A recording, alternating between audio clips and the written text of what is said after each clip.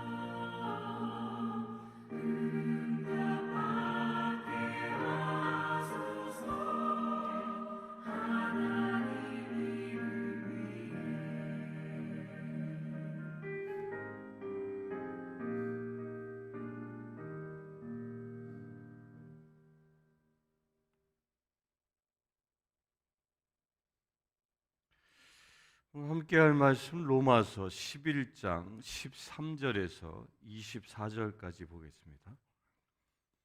로마서 11장 13절에서 24절까지 보겠습니다. 먼저 13절 보겠습니다. 내가 이방인인 너희에게 말하노라. 내가 이방인의 사도인 만큼 내 직분을 영광스럽게 여기노니.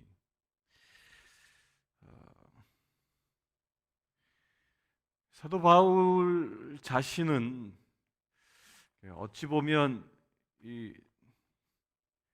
물론 나중에 예루살렘으로부터 그 인정을 받지만 하나님 예수 그리스도께서 직접 세워 주신 특별 계시에 의해서 세워 주셨죠. 다메섹 도상에서 주님을 만나고 그가 이제 이방인의 사도로 부름 받았다라는 그 소명을 얻습니다. 하나님이 이제 바울을 통하여 헬라 지역, 로마 전역에 복음을 전하시기를 결정하신 것이죠.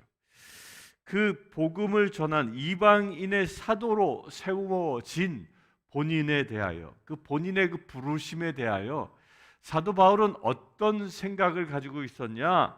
내 직분을 영광스럽게 여기고 있었다 하는 겁니다.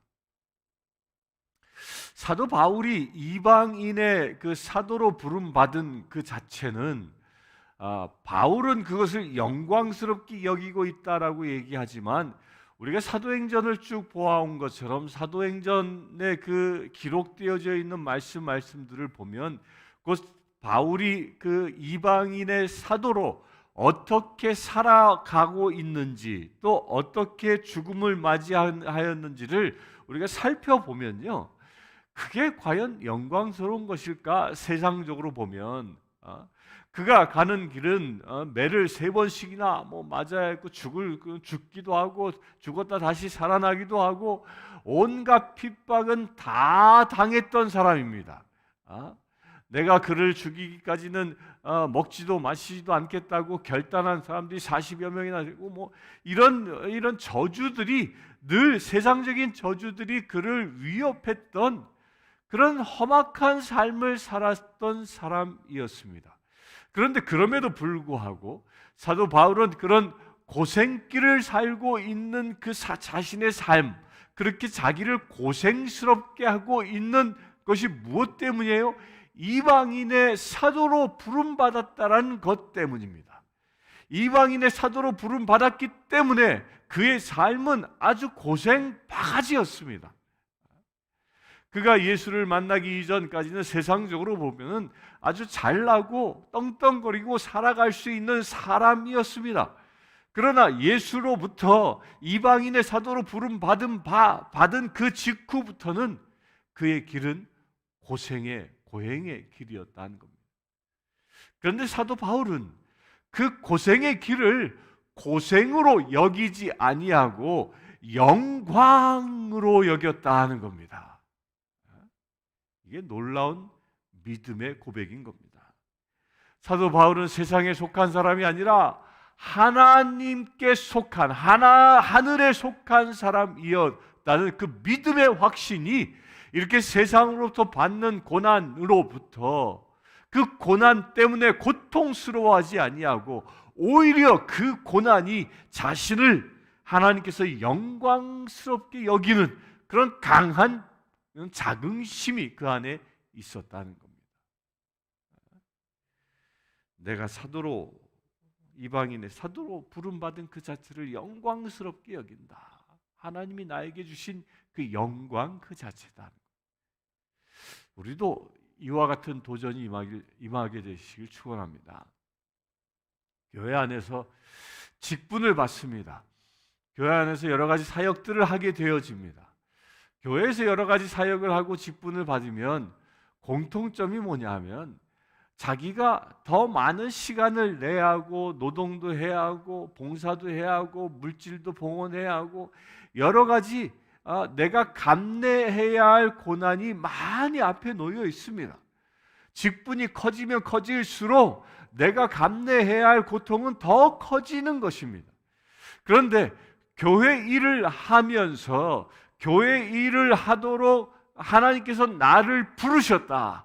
나는 이미 교회의 집사로, 안수집사로, 권사로, 또 내가 장로로 부르셨다라는 그런 믿음의 확신이 있는 사람이라면 사도 바울처럼 나는 이방인의 사도로 부름받은 하나님께로부터 소명을 받은 자라는 그런 확신이 있을 때 그가 걸어온 길이 고난과 역경일지라도 그것을 영광스럽게 여긴 것처럼 우리도 내가 받은 직분 때문에 얻는 고난과 환난이 있을지라도 내게 주님께서 나에게 그 직분을 주시고 나에게 소명을 주셨다라는 그런 믿음의 확신이 있으면 내가 주님의 일을 하면서 많은 고난을 겪고 어려움을 당한다 할지라도 고난이 크면 클수록 그 영광스럽다라는 이 자긍심은 더 커지는 것입니다. 더 커지는 겁니다. 이게 어떤 원리와 같냐면요, 우리가 사탄이 좋아하는 일을 하면 사탄은 우리를 시험하지 않습니다. 왜? 시험하는 존재는 사탄이기 때문에. 왜? 자기 마음에 쏙 드는 일을 하는데 어려움을 줄 이유가 없죠. 뭐 주일 지켜 골프 치러 가지 뭐 이렇게 날 좋은데 뭐 여러 가지로 우리를 유혹하고 우리를 육적인 쾌락에 빠지게 만듭니다. 그렇게 육적인 쾌락에 빠져서 살아가면 시련을 줄 이유도 없습니다. 그냥 놔두면 저절로 지옥불에 떨어지니까. 그러나 우리가 하나님의 부르심 받은 바 되어 주님의 사명을 감당하다 보면 감내해야 할 고난이 수없이 많이 앞에 놓여 있습니다. 나 자신을 저 십자가에 못 박고 내가 다시 예수 그리스도의 은혜로 거듭나야 하고 새 힘을 얻어야 하고 새롭게 충전해야 하고 그것을 통하여 새롭게 또 이겨나가야 하고 뭐 많은 고난과 역경들이 앞에 놓여 있을 수 있다는 겁니다. 그런데 우리가 사도 바울처럼 나는 소명, 하나님께로부터 부름받은 자다라는 확신이 있다면 고난이 크면 클수록 오히려 고난 뒤에 있을 하나님의 영광을 보며 내가 부름받았다는 이 사실을 더 영광스럽게 여긴다는 겁니다. 여러분들도 그와 같은 일이 일어나길 바랍니다. 내게 고난이 클수록 하나님께로부터 받을 상급이 크다라는 믿음을 가지시길 바랍니다. 그럴 때 우리가 진정 바울처럼 내 직분을 영광스럽게 여기는 놀라운 은혜가 임할 줄 믿습니다. 14절 이는 혹 내 고륙을 아무쪼록 시기하게 하여 그들 중에서 얼마를 구원하려 함이라. 이방인의 사도로 나를 부르신 이유는 이방인들의 구원을 통하여 유대인들 곧 예수 그리스도를 십자가에 못 박고 예수 그리스도의 메시아 됨을 부정하는 그 유대인들 그들이 어느 정도 뭐라고 표현했습니까? 얼마를 구원하려 소수의 사람일지라도 주님께 돌아오게 함 이것이 영광스럽다라는 겁니다. 이렇게 소수의 사람들 몇 사람들이 주님께 돌아오는 그 유대인들을 메시아닉 주이스 메시아닉이라고 하고요. 이런 그 사람들 그렇게 유대인이지만 예수 그리스도를 메시아로 받아들이는 사람들이 늘어나게 된다는 거기에 더 큰 자긍심을 얻는 것이죠. 15절 그들을 버리는 것이 세상의 화목이 되거든 그 받아들이는 것이 죽은 자 가운데서 살아나는 것이 아니면 무엇이리요? 그러면서 제사하는 처음 익은 곡식 가루가 거룩한즉 떡덩이도 그러하고 뿌리가 거룩한즉 가지도 그러하니라. 또한 가지 얼마가 꺾이었는데 돌 감람나무인 내가 그들 중에 접붙임이 되어 참 감람나무 뿌리에 진액을 함께 받는 자가 되었은즉 그 가지를 향하여 자랑하지 말라. 자랑할지라도 내가 뿌리를 보존하는 것이 아니요 뿌리가 너를 보존하는 것이라. 그러면 내 말이 가지들이 꺾인 것은 나로 접붙임을 받게 하려 함이라 하리니 옳도다. 그들은 믿지 아니함으로 꺾이고 너는 믿음으로 섰느니라. 높은 마음을 품지 말고 도리어 두려워하라. 여기서 그 유명한 접붙임의 이야기가 나오죠.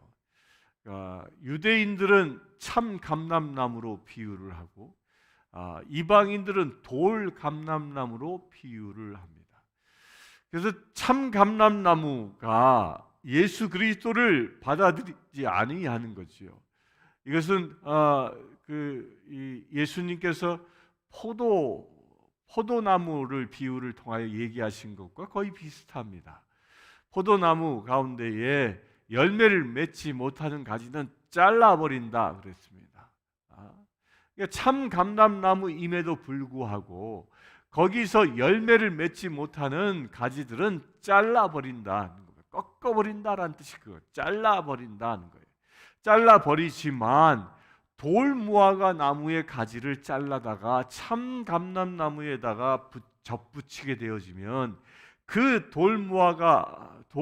감람나무는 이제 더 이상 그 열매가 그 이 돌 올리브를 맺는 것이 아니라 참 올리브를 열매 맺는다 하는 것입니다. 이 비유가 뭐예요? 이스라엘 사람들이 열매 맺지 못하기에 잘라버린 그곳에 구원 새롭게 예수 그리스도를 영접한 돌 감람나무와 같은 이방인들을 접붙임으로 인하여 거기서 이제 생명의 열매를 맺는 자 되어지게 하신다는 겁니다.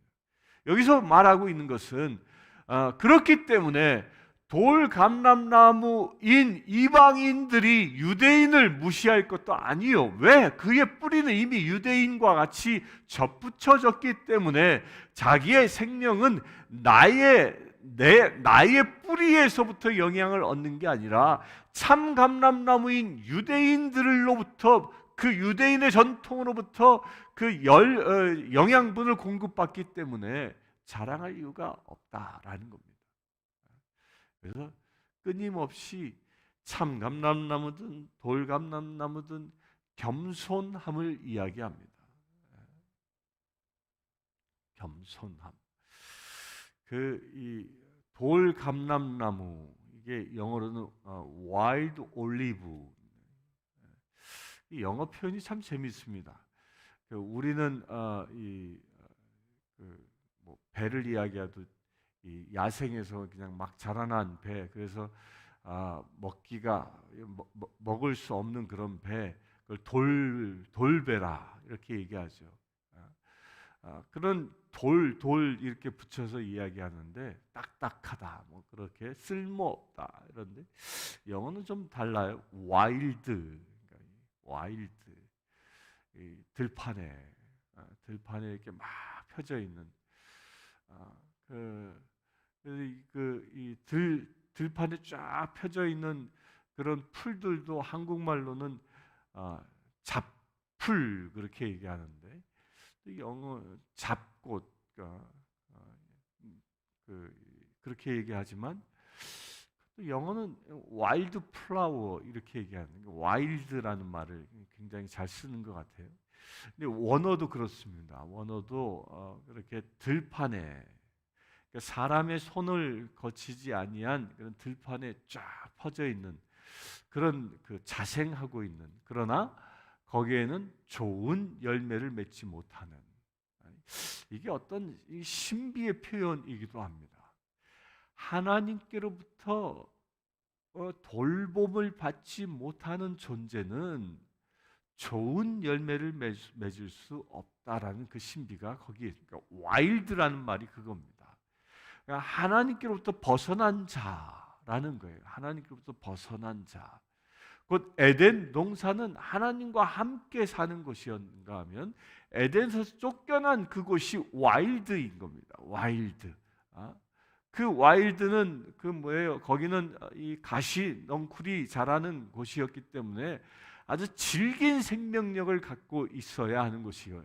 그러나 거기서 살아가면서 그렇게 질긴 생명력을 가지고 살아가지만 그자의 병충해도 강하고 뭔가 이 해충에도 강하고 강한 비바람에도 강하게 버티며 살아가는 그런 생존력은, 강한 그 서바이벌 능력들은 가지고 있지만 문제 뭐냐면 열매가 쓸모없다라는 거예요.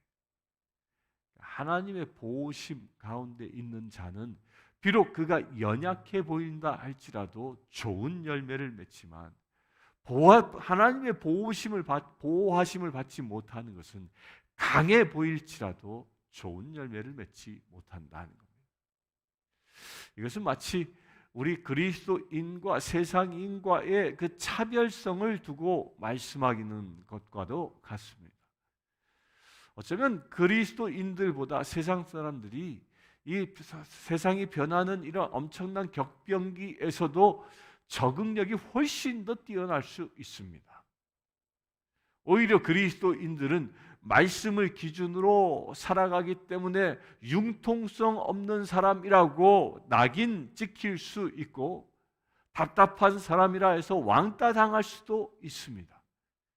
그러나 아무리 적응력이 뛰어나도 그의 삶의 결실이 좋은 열매를 맺지 못한다면 그 인생은 실패하는 것입니다. 그러나 말씀을 지키기 위하여 세상 사람들로부터 고지식하다, 우둔하다, 눈치가 없다, 이렇게 말을 듣는다 할지라도 하나님의 그 보호하심 가운데, 말씀의 은혜 가운데 머물러 있는 사람은 좋은 열매를 맺는다는 겁니다. 그런데 문제는 뭐죠? 그렇게 세상의 와일드에 속해 있는 사람들도 하나님이 구원하시는데 그 구원하시는 그 하나님이 어디다 젖을 탁 붙여서 좋은 열매를 맺게 하신다? 참 감람나무, 참 올리브 나무에다가 젖을 붙여서 거기서부터 좋은 열매를 맺게 하신다라는 거예요. 양육되게 한다는 거죠. 이 원리는 교회 안에서도 똑같이 일어납니다. 교회에서 새 신자가 옵니까? 그 새 신자가 교회에 접붙여지게 되어지는데 실제로 교회에 접붙여지는 그 과정을 보면 우리 기존의 신자, 참 감람나무의 가지로 있는 그 신자에게 접붙여지는 겁니다. 그래서 누군가가 나와 이 새로 들어온 사람과 기존에 있는 사람과 누군가가 친밀도를 갖게 하고 하나님이 그를 통하여 먼저 된 사람을 통하여 좋은 열매를 맺을 수 있도록 양분을 공급한다는 겁니다. 그래서 기존에 교회에 있는 사람들이 새로운 사람들에게 이 양분을 공급하는 그 축복의 통로가 되어야 한다는 겁니다. 특별히 이 시간 예배를 드리는 저와 여러분들은 그렇게 참 감람나무로 남은 자로 새롭게 접붙여지는 자가 있다면 돌 감람나무일지라도 우리가 그에게 양분을 공급해서 그가 좋은 열매를 맺을 수 있도록 보살필 수 있어야 하는 겁니다. 그런 존재로 설 수 있게 되길 바랍니다. 그렇기 때문에 여기서 말씀에는 참 감람나무나 또한 돌 감람나무나 서로 접붙여져 있다면 서로가 잘났다고 이야기할 이유도 하나도 없다는 겁니다. 왜? 같은 뿌리에서 같은 영향을 공급받아 나누는 것뿐이기 때문입니다.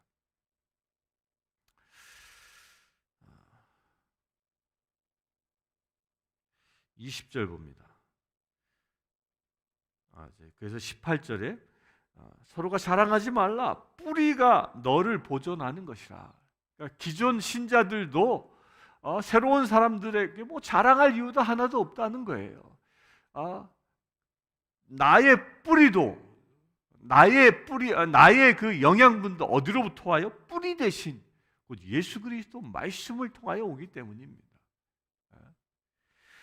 가지된 내가 잘 나서 좋은 영향을 이 접붙여진 돌 감람나무에게 공급하는 게 아니라 뿌리 대신 그리스도의 말씀과 능력이 힘있고 권능이 있어 거기로부터 좋은 영양분을 내가 받기 때문에 그것을 나눌 수 있다라는 겁니다.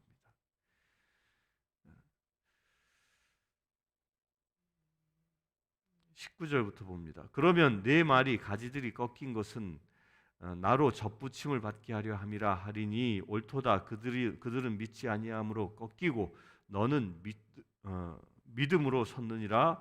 높은 마음을 품지 말고 도리어 두려워하라. 자랑할 필요가 없다는 겁니다. 교만하지 말란 이야기입니다. 21절 하나님이 원 가지들도 아끼지 아니하셨은즉 너도 아끼지 아니하시리라. 아주 또 경고합니다.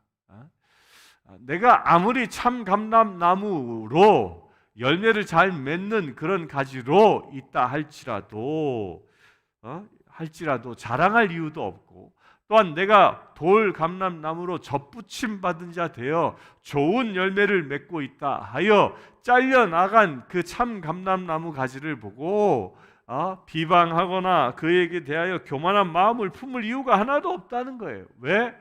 참 감람나무도 자르시는 그 하나님이 돌 감람나무도 자르실 수 있다는 겁니다. 뭐 하면? 열매 맺지 못하면. 그러므로 22절 하나님의 인자하심과 준엄하심을 보라. 넘어지는 자들에게는 준엄하심이 있으니 너희가 만일 하나님의 인자하심에 머물러 있으면 그 인자가 너희에게 있으리라. 그렇지 않으면 너도 지키는 바 되리라. 그들도 믿지 아니하는데 머무르지 아니하면 접붙임을 받으리니 이는 그들을 접붙이실 능력이 하나님께 있음이라. 24절 내가 원 돌 감람나무에서 찍힘을 받고 본성을 거슬러 좋은 감람나무에 접붙임을 받았으니 원 가지인 이 사람들이야 얼마나 더 자기 감람나무에 접붙임을 받으리랴. 접붙이시는 분이 누구라고요? 하나님이시라는 거예요. 우리는요 사실 유대인을 제외한 우리 모두는 다 돌감람나무입니다.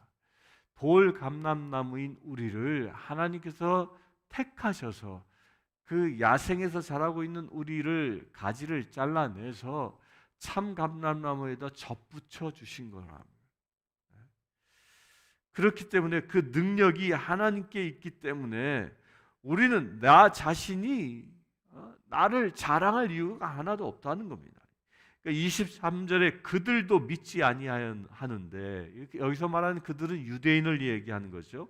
또 24절 내가 원 감람나무에서 찍힘을 받고 돌 감람나무에서 내가 여기는 우리를 얘기하는 이방인을 얘기하는 겁니다. 이방인이 됐던 이스라엘인이 되어졌던 하나님이 원하시는 복음의 열매를 맺지 못하면 생명의 열매를 맺지 못하면 언젠가는 다 또다시 가지치기를 당하는 그런 불운이 임한다는 겁니다.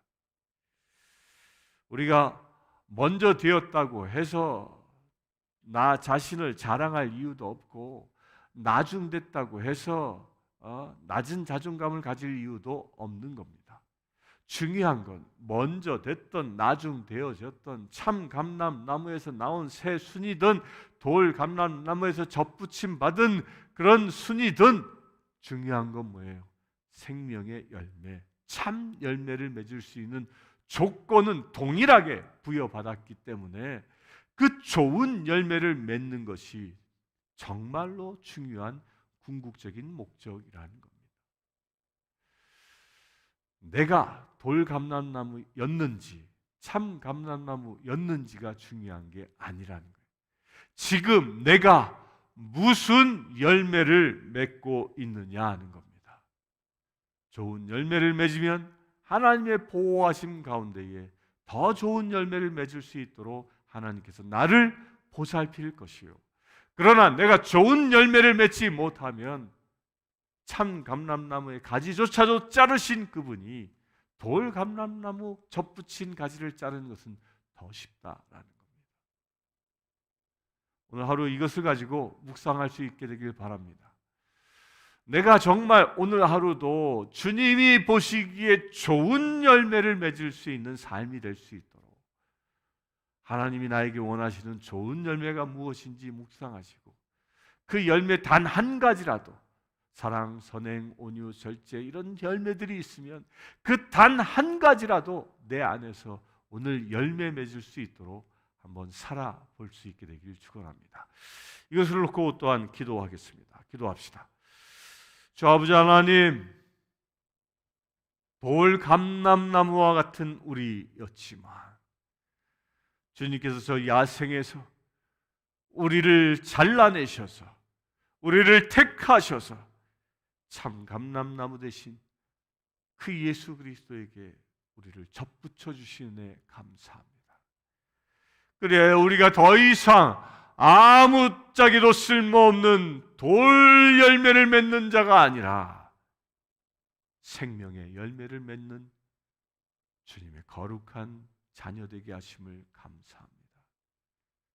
아버지 하나님, 그 주님의 계획하심대로 오늘 하루 살아가면서 주님 보시기에 아름다운, 주님 보시기에 기뻐하실 열매를 오늘 맺으며 살아가기를 원합니다. 그것이 사랑의 열매입니까? 사랑을 맺길 원합니다. 온유의 열매입니까? 온유를 맺기를 원합니다. 절제입니까? 절제를 맺기를 원합니다. 인내입니까? 인내를 맺기를 원합니다. 주님, 우리의 삶 가운데 함께 하셔서 오늘 하루 단 하나의 열매일지라도 온전히 복스럽고 탐스러운 열매를 주님께 드릴 수 있는 거룩한 날 되게 하여 주시옵소서. 우리 주 예수 그리스도의 이름으로 기도드리옵나이다. 아멘. 지금 우리 주 예수 그리스도의 은혜와 하나님의 크신 사랑과 성령님의 감화 감동 교통 치유하심이 이 시간 예배하는 주의 사랑하는 모든 지체들 위해 지금부터 영원토록 함께 하실지어다.